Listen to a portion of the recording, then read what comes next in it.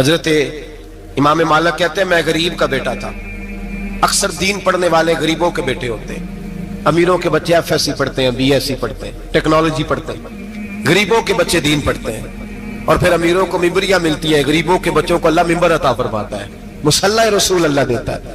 حضرت سیدنا امام ابو مالک فرماتے ہیں میں غریب کا بیٹا تھا اور میری 6-7 بہنیں, میں اکیلا بھائی تھا. آپ فرماتے ہیں میرے ابا جی فوت ہو گئے. میری امی پکڑ کے مجھے ایک دھوبی کی دکان پہ لے گئی, کہنے لگی اسے کپڑے دھونے کا طریقہ بتا دے, سلیقہ سمجھا دے, یہ بھی ایک چھوٹی سی لانڈری کی دکان کھول لے گا, میری بیٹیوں کا پیٹ پالے گا. دھوبی کہنے لگا ٹھیک ہے, میں 2-3 درہم بھی دوں گا مہینے کے, اور جب کام سیکھ جائے گا تو تنخواہ بڑھ جائے گی. امام ابو مالک رحمت اللہ علیہ فرماتے ہیں میں بہنوں کے لیے روزی کمانے نکلا, میں بیوہ ماں کے سر پہ بوجھ اتارنے کے لیے نکلا, میں غربت کے عالم میں نکلا. رستے میں امام اعظم کا مدرسہ تھا. فرماتے میں وہاں چمکتے چہرے دیکھتا, لیکن اپنی غربت کو دیکھ کے میں آگے بڑھ جاتا, پریشان ہوتا کہ میں کیسے علم حاصل کروں گا. آپ فرماتے امام صاحب مجھے اکثر دیکھتے. ایک دن امام اعظم باہر نکلے, مجھے کھڑے ہوئے دیکھا تو قریب بلایا, سینے سے لگایا, ماتھا چوما. کیا نام ہے؟ میں نے کہا ابو مالک میرا نام ہے. کہا تمہیں پڑھنے کا شوق ہے؟ کہا بڑا شوق ہے. کہنے لگے چل آجا پڑھا کر, آجا مدرسے میں پڑھا کر. کہتے میں سارا دن وہاں پڑھتا, گھر سے کام کرنے آتا, سارا دن امام اعظم کے پاس پڑھتا رہتا. مہینہ آیا تو میری اماں کہنے لگی تنخواہ لاؤ. میں نے کہا امی جی تنخواہ تو وہ دے گا جو ڈیوٹی پہ جاتا ہو, میں تو پڑھنے جاتا ہوں. کہتے اماں گھر سے نکلی اور بڑے غصے کے ساتھ نکلی, کہنے لگی مولوی نے میرا بچہ خراب کر دیا, میرا بچہ خراب کر دیا. میں کام پہ بھیجتی تھی, اس نے کس چکر میں ڈال دیا؟ مسلوں سے بھی کبھی پیٹ بھرا ہے, کام بھی تو کرنے چاہیے نا. کہتے امام اعظم کے سامنے کھڑی ہوئی. امام صاحب بڑے امیر کبیر آدمی, اربوں خربوں پتی, اور پھر اتنے بڑے عالم فقیر, سارا بغداد, سارا کوفہ, سارا مصر سلوٹ کرتا ہے. بی بی آئی اور تیز جملے, عورتوں کا طریقہ ہوتا ہے. کہنے لگی مولوی تیری سفید داڑھی, تیرا اتنا نام, تجھے خیال ہی نہیں آیا میں بیوہ عورت ہوں, تو نے میرا بچہ خراب کر ڈالا, میری یتیم بچیاں روٹی کہاں سے کھائیں گی؟ مسلوں سے بھی کبھی پیٹ بھرا ہے؟ کہتی اتنے سخت جملے کہے, پر قربان جاؤ امام اعظم سنتے رہے اور مسکراتے رہے. کہنے لگے میری غلطی ہے, میری غلطی ہے, میری غلطی ہے, بی بی بھول گیا تھا, غلطی ہو گئی. بی بی کہتے تیری امام صاحب سنتے رہے. جب غصہ اتر گیا تو کہنے لگے اماں تیرا غصہ اتر گیا ہے؟ اتر گیا ہے. کہنے لگے تیرا بیٹا بڑا نیک ہے, تیرا بیٹا بڑا لائق ہے, تو اسے پڑھنے دے. کہنے لگے چپ کر دے مولوی, یہ پڑھے گا تو میں روٹی کہاں سے کھاؤں گی؟ امام صاحب کہنے لگے مجھے بتائے گی تیرے گھر کا خرچہ کتنا ہے؟ اس نے ایک لفظ پہ 3 دینار کا, ایک روایت ایسی بھی لکھی ہے بزرگوں نے, کہنے لگی 40 درہم ہے.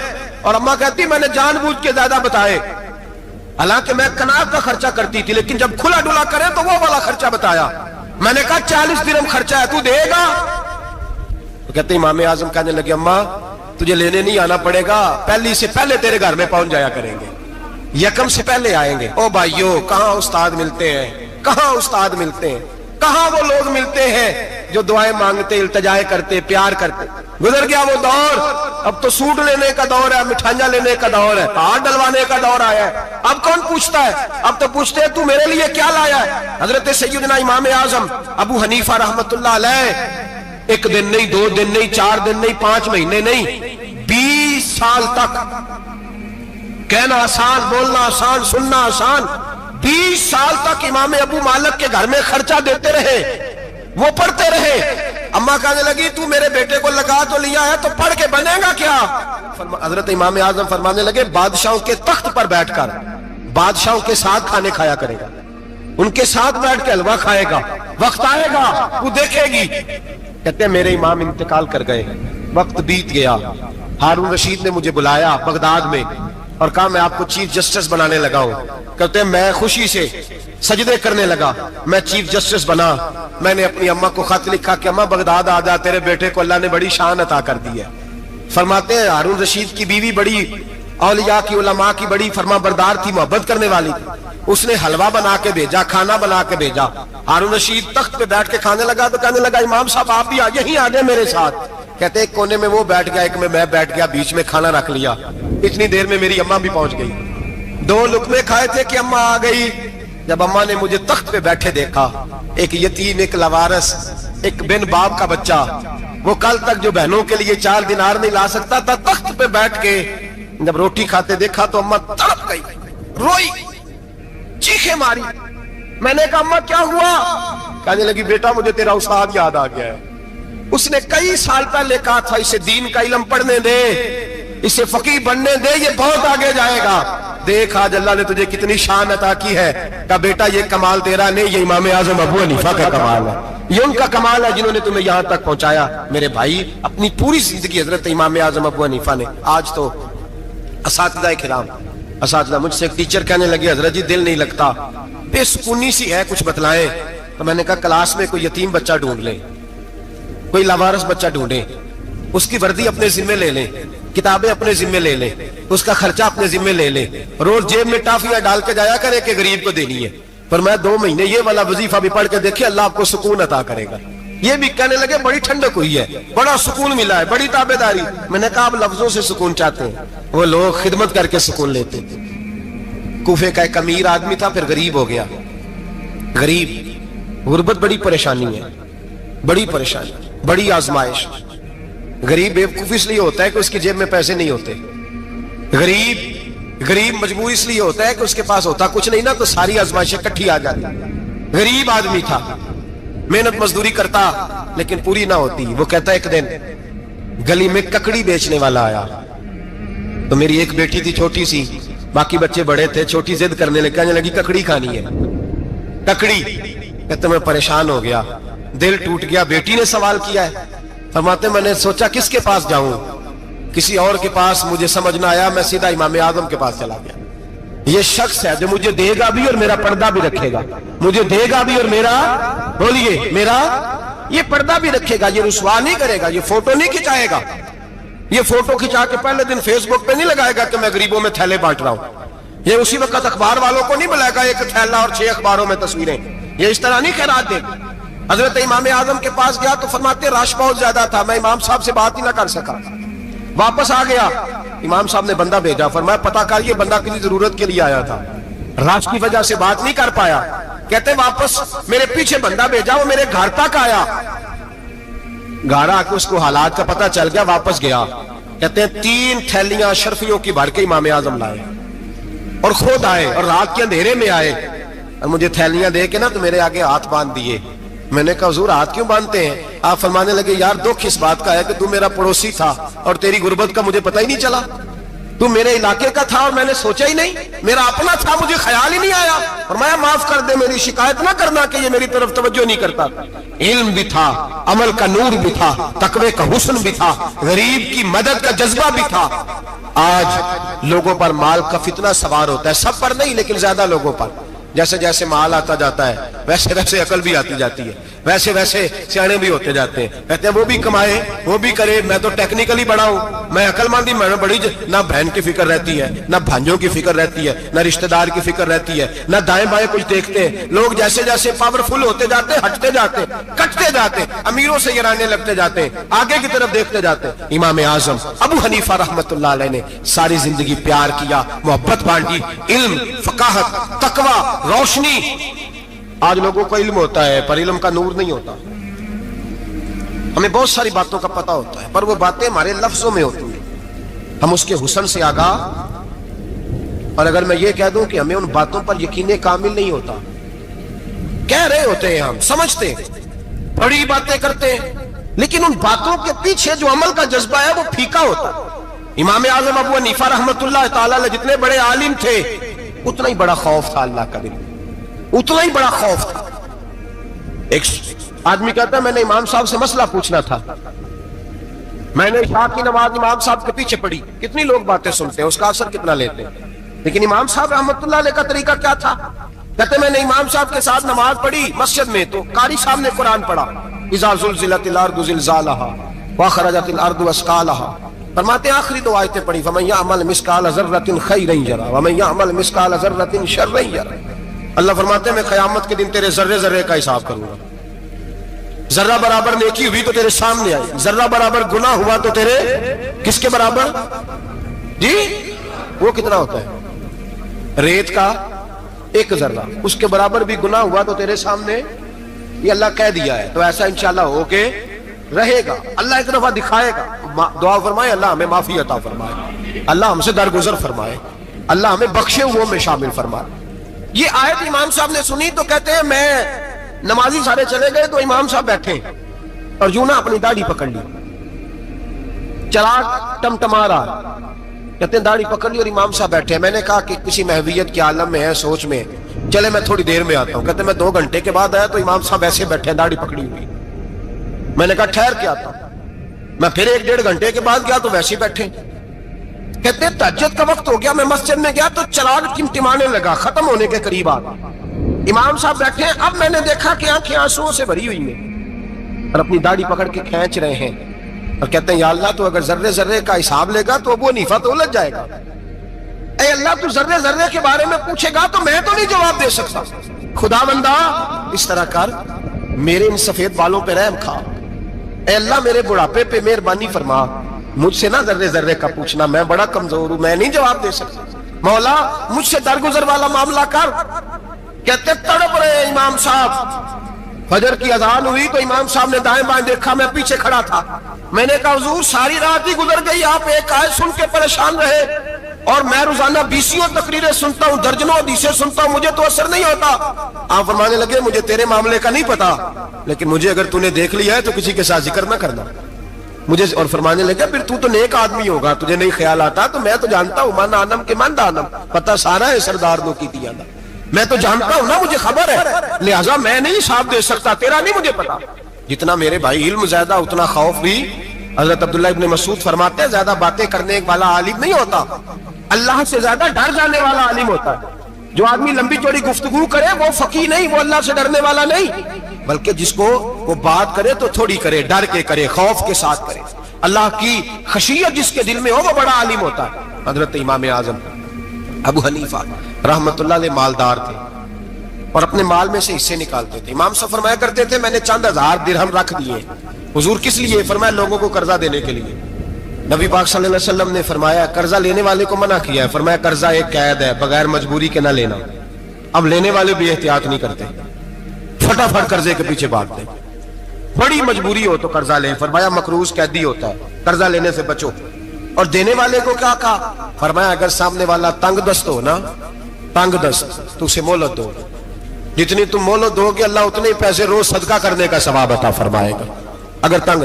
ایک صاحب مجھے کہنے لگے, میں نے رمضان شریف میں نا قرضے کے حوالے سے یا کچھ عرصہ پہلے کسی موقع پر قرض کے حوالے سے کو بات کی. ایک صاحب مجھے کہنے لگے حضرت صاحب جیتے کسی کو لینا ہوئے نا 20,000 تو انہوں ترا کے لئی دے, تو جے 20 کروڑ لینا ہوئے تو پھر نہیں ترایا جاتا. میں نے کہا کیوں؟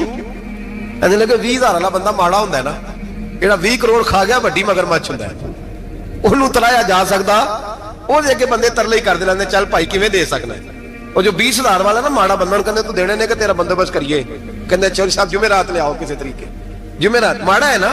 نبی پاک نے کیا فرمایا؟ حضور نے فرمایا تجھے پتہ چل جائے کہ تنگ دست ہے تو مہلت دے, جتنے دن تو اس سے پیسے نہیں لے گا اتنے پیسے روز صدقہ کرنے کا ثواب دیا جائے. اب لوگ جو تگڑی موٹے مگرمچھ ہیں ان کو مہلت دیتے ہیں, وہ کہتے ہیں جا جتھوں لب دے لے, پھر کہتے ہیں نہیں آپ بتائیں آپ کیسے دے سکتے. اور ماڑا بندہ انہیں 2,000 دینا ہے دکان کا, اس کو دکاندار کہتا ہے کل سائیکل لے کے تب گزرنا, میرے آگے سے اگر پیسے دینے ہیں تو میں نے سائیکل رکھ لینا. ڈرنا چاہیے اللہ پاک, ہمیں پتہ ہوتا ہے سامنے والا غریب ہے, تنگ دست ہے, مجبور ہے, اسے مہلت دینی. امام صاحب کہتے ہیں میں نے کچھ پیسے رکھے ہوئے تھے, پس منظر یہ تھا کہ غریب لوگ آتے ہیں تو میں ان کی مدد کروں گا. امام اعظم ابو حنیفہ نے ایک بندے سے پیسے لینے تھے اور حال یہ تھا کہ آپ دھوپ میں کھڑے تھے, ساتھ اس بندے کا مکان تھا. لوگوں نے کہا حضرت دیوار کے سائے میں ہو جائے. فرمانے لگے اس سے پیسے لینے ہیں, اگر سائے میں کھڑا ہوا تو سود میں شمار ہو جائے گا, میں اس سے فائدہ نہیں لے سکتا. ایک بندے سے قرضہ لینا تھا, وہ آپ کو دیکھ کے گلی اور دوسری گلی میں چلا گیا, رستہ بدل گیا اور چھپ گیا.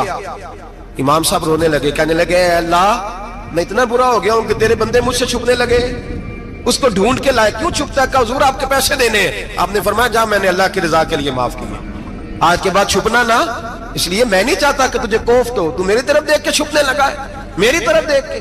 غریب تو بھائی گلیوں میں گھستے پھرتے ہیں کہ کوئی بندہ مل نہ جائے. مقروض آدمی پتہ اس وقت چلتا ہے جب خودکشی کر گیا, پتہ اس وقت چلتا ہے پھر لوگ آتے ہیں اس کے بچوں کو کہتے ہیں فکر نہ کرنا ہم تیرے ساتھ ہیں.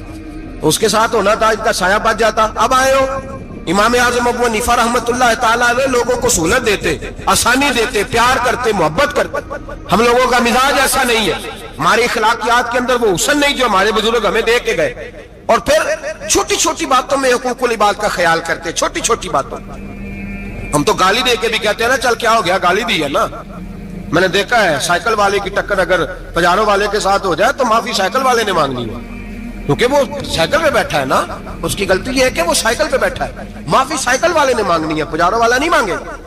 ہو سکتا ہے سائیکل والا اٹھ کے کہے جناب مجھ سے غلطی ہو گئی, مجھے پتہ ہی نہیں تھا کہ آپ تھے, ورنہ میں آپ کے آگے نہ آتا. سائیکل والا مجبور ہے کیونکہ اس کے پاس پجارو نہیں, اور پجارو والا تو شیشہ نہیں نیچے کرتا, کہتا دھوپ آئے گی, گاڑی بڑی مشکل سے ٹھنڈی کی ہے. نیچے اتر کے ملازم کہتا ہے اس کو پوچھو اگر کوئی 200-400 کا نقصان ہوا تو 500 دے دو. مزاج ہے. امام اعظم ابو حنیفہ رحمۃ اللہ علیہ عالم, حقوق العباد کا چھوٹی چھوٹی. آپ کے شاگردوں میں سے کسی کے چہرے پر شکن آتا تو 20 بار پوچھتے کوئی پریشانی ہے میرے بیٹے کو, کیا ہو گیا. ساری زندگی سایہ دار شجر کی طرح گزاری, ساری زندگی شاگردوں پر مریدوں پر محبت کا سائبان رہا, ٹھنڈی چھاؤں رہی امام صاحب کی. امام اعظم ابو حنیفہ رحمۃ اللہ تعالی علیہ گلی سے گزر رہے تھے, لکڑی کے جوتے پہنا کرتے تھے, کھڑاؤں. ایک نوجوان بچے کے پیر پہ پیر آ گیا تو کہنے لگا امام اللہ سے ڈر جا. یہ لفظ گئے تو امام صاحب کی چیخ ہی نکل گئی. کئی گھنٹے بے ہوش رہے. لوگوں نے کہا حضور کیا ہوا؟ فرمانے لگے تم نے سنا نہیں, چھوٹے چھوٹے جوان بھی کہتے ہیں کہ ابو حنیفہ اللہ سے نہیں ڈرتا, اللہ کی مخلوق کہتی ہے نہیں ڈرتا. اگر یہ کہہ رہے ہیں تو میرا کیا بنے گا. کئی دن روتے گزر گئے. لوگ اس بچے کو لائے, آگے کہنے لگا حضور آپ تو پریشان ہو گئے, میں نے تو محاورتاً کہا تھا کہ آپ اللہ سے نہیں ڈرتے. فرمانے لگے بیٹے مجھے محاوروں کا نہیں پتا, جب رب کے خوف کا نام آتا ہے تو جملے سیدھے میرے دل سے جا کے ٹکراتے, سیدھے دل سے جا کے ٹکراتے. گلی سے گزر رہے, لکڑی کے جوتے پہنے, کھڑاؤں, بارش ہے, کیچڑ ہے. ایک دیوار کے قریب سے گزرے تو تھوڑا سا کیچڑ اڑ کے نا تو دیوار پہ پڑ گیا. یہاں ٹرالی والا ساری دیوار توڑ جاتا ہے اور کہتا ہے چلو میں نے کون سا جان بوجھ کے کیا ہے. یہاں لوگوں کا گھر توڑ جاتے ہیں, کہتے ہیں چلو بتاؤ کتنا خرچہ آیا تھا. فوری طور پہ لوگ ماننے کو تیار ہی نہیں. امام صاحب کے پیروں سے, یہ باریکی سمجھے, یہ حقوق العباد کا مسئلہ ہے. جو جاننے والے ہوتے تھے ان کا یہ طرز زندگی تھا. کیچڑ اڑا پیروں سے اور ایک آدمی کی دیوار پہ پڑ گیا. امام صاحب کھڑے ہیں, سوچ رہے کروں تو کیا کروں. شاگرد صاحب حضرت جی کیا پریشانی ہے؟ آپ فرمانے لگے میں نے اس کی دیوار گندی کر دی ہے, صاف نہ کروں تو بھی ظلم ہے, اور اگر صاف کروں تو دیوار کچی ہے. جب صاف کروں گا تو کچھ مٹی اتر جائے گی, تو کسی کے گھر کی مٹی اتارنا یہ بھی ظلم ہے. اب میں دو پریشانیوں میں الجھ گیا ہوں, کدھر جاؤں؟ کہا حضرت جی پھر. فرمایا اس کے دروازے پہ دستک دو. دروازے پہ دستک دی تو جو بندہ باہر آیا وہ مجوسی تھا, آگ کی پوجا کرنے والا تھا. امام صاحب کہنے لگے مجھے جانتے ہو؟ کہنے لگے حضور سارا کوفہ جانتا ہے, سارا بغداد جانتا ہے, ساری دنیا جانتی ہے آپ مسلمانوں کے امام ہیں, لوگ جانتے. آپ نے فرمایا یار مجھ سے غلطی ہو گئی ہے. وہ کیا؟ آپ فرمانے لگے میں اپنے انداز میں گزر رہا تھا, بوڑھا آدمی ہوں, خیال نہیں آیا, تھوڑا کیچڑ اڑ کے تیری دیوار پہ لگ گیا ہے. میرے بھائی یہ کوئی فرشتے تھوڑی تھے, یہی زمین پہ بسنے والے لوگ, احتیاط والے لوگ تھے. ہم لوگوں نے پتہ نہیں اپنا مزاج اتنا سخت کیوں بنا لیا ہے. کتنے لوگوں کو لتاڑ کے, کتنی پگڑیاں اچھال کے, کتنے حقوق العباد ضائع کر کے بھی ہم اسی طرح کے مطمئن ہیں. کہاں سے تسلی لاتے ہیں ہم؟ کہاں سے اپنے آپ کو ٹھنڈک دیتے ہیں؟ کیسے اپنے آپ کو ہم سکون دے لیتے ہیں کسی کو تکلیف دے کے؟ کس طرح سکون کی نیند آتی ہے جب کوئی پریشان ہوتا؟ کیوں ہمارا دل پتھر ہو گیا؟ اعلیٰ حضرت فرمایا کرتے تھے جا کسی سے جا کے علاج کرا, تیرے سینے میں جو دل دھڑک رہا ہے وہ سخت ہو گیا, جا کسی سے جا کے اس کی دوائی کھا. مجھے خیال ہی نہیں آتا تڑپتے لوگوں کو دیکھ کر, جا کے علاج کرا. اگر ایسے ہی مر گیا تو حالات تیرے حق میں اچھے نہیں ہوں گے. حضرت امام صاحب تڑپ رہے ہیں اور اس شخص کے سامنے آہوزاری کر رہے ہیں جو مجوسی بھی ہے, غریب بھی ہے, کچے گھر میں رہتا ہے. فرمایا یار بتاؤ کیا کروں؟ امام صاحب باتیں کر رہے ہیں تو وہ آدمی حیرت میں کھو گیا. کبھی دیوار دیکھتا, کبھی اپنا آپ دیکھتا, کبھی امام صاحب کو دیکھتا, دائیں بائیں دیکھتا, پسینے آنے لگے. پتہ نہیں کیا سوچوں کا مد و جزر چلنے لگا, کہاں بات گئی, کہاں تک اس کی سوچ گئی, کہاں پلٹ کے آئی. کہنے لگا امام صاحب میں تو چوک میں رہتا ہوں, روزانہ پتہ نہیں کتنی گاڑیاں مٹی برسا جاتی ہیں, کبھی کوئی نہیں آیا, آپ کو کیا ہوا؟ آپ فرمانے لگے مجھے کسی کا نہیں پتا, مجھے تو میں نے جو قرآن حدیث پڑھا ہے مجھے تو ڈر آ رہا ہے, مجھے بتا تو معافی دیتا ہے کہ نہیں, تیری دیوار صاف ہوگی کہ نہیں؟